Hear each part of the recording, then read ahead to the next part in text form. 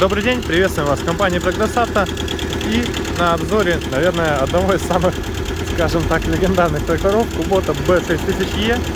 Заднеприводный, самый-самый-самый небольшой тракторочек японский, который уже много лет радует всех наших с вами соотечественников своей безукоризненной работой. Собственно, что имеем? Задний привод, фреза, изменяемая колея задних колес от 70 сантиметров. Фреза у нас здесь 90 сантиметров. Практически новые ножи. Ну и, естественно,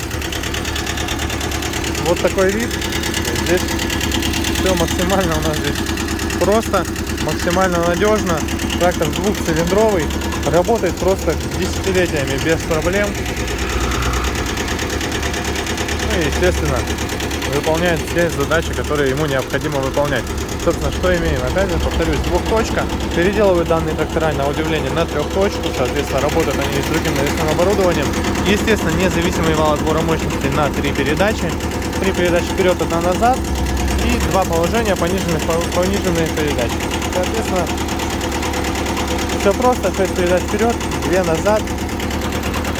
Вот такая приборная, скажем так, панель. К сожалению, без тахометра, то есть здесь не получится увидеть, точнее, насколько быстро вращается передвал нашего двигателя. Тем не менее,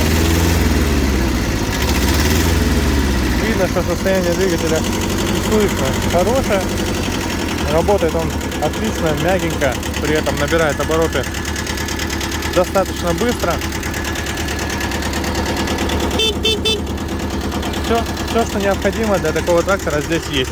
Соответственно, максимально просто и просто максимальнейше надежно можно использовать этот трактор в любое время года. И этот трактор, наверное, один из тех, кто никогда не подведет своего владельца, потому что здесь все очень и очень надежно. Приезжайте к нам в компанию Progress Auto. Подберем трактор, начиная от таких самых минимальных моделей, самых простых и надежных, заканчивая любым функционалом, любым навесным оборудованием и практически любой мощностью. Всего доброго!